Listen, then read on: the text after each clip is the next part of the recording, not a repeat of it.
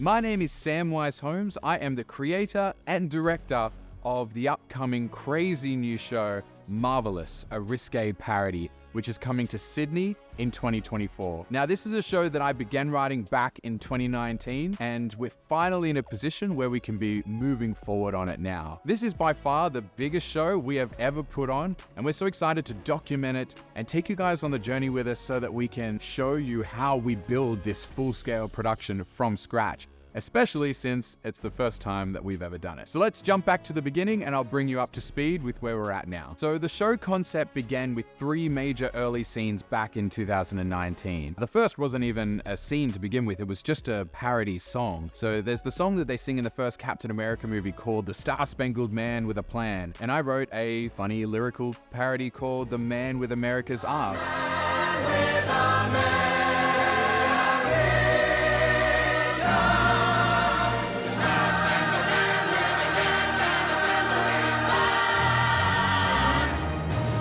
Inspired by Avengers Endgame, which had come out not long before that. It was only after I wrote this song, wrote the first sort of draft of it, that I started to envision a bit of a show happening around it. The showgirls on stage and an acrobatic Captain America, a big staircase, and I wanted a scene of Captain America flipping down the staircase and all the showgirls around him singing this big gaudy parody. So that was the very first thing that I came up with for the show, and a couple of other ideas then spurred from that, including the second scene, which was a bit of a parody of both Iron Man and Magic Mike, where I wanted a scene where it was a female Tony Stark building the Iron Man suit in her garage. So it was a parody of Iron Man building the suit in his garage from the first Iron Man movie, and Channing Tatum dancing to Pony in the garage from the Magic Mike sequel. So I wanted to sort of mash these together and create a scene where Iron Woman, we call her Pony Tony,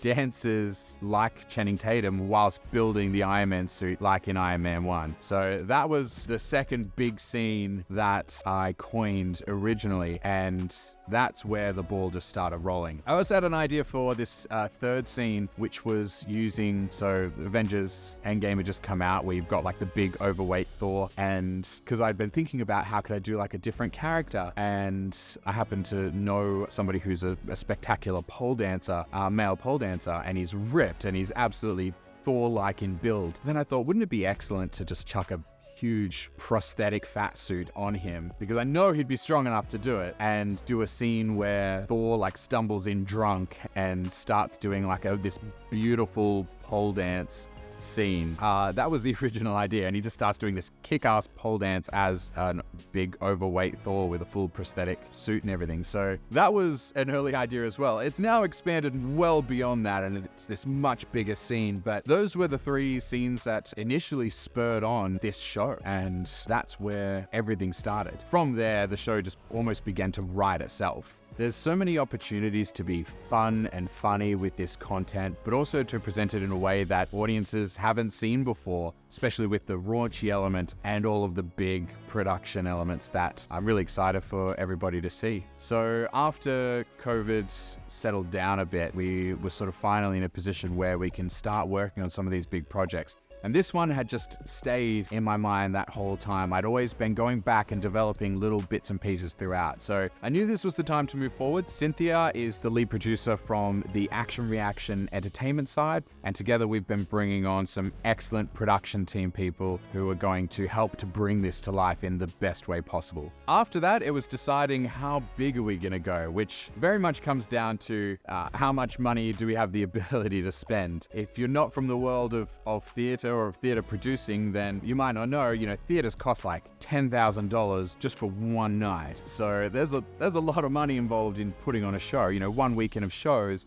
can cost you $50,000, $60,000, $70,000 in theatre costs alone. So there's a lot of things to take into consideration. We ran through basically the show budget for how much money we needed to get to opening night, which is called the total capitalization of the show. We worked that out to be about $300,000. That's how much we needed to put on the show we want to put on. And to do an opening weekend and to have the sort of the scale of costumes and everything we want, it's going to be about $420,000 in total for that. And then, of course, the cost of running ongoing. But by that point, we have everything made. We've got eyes on it from the public. We've got the sets and costumes and everything all set to go, and we can get the ball rolling. I'm going to put updates like this up pretty regularly too, so you know where we're at in the process. So follow the page too. And yeah, we'd love to see you and come for the ride with us.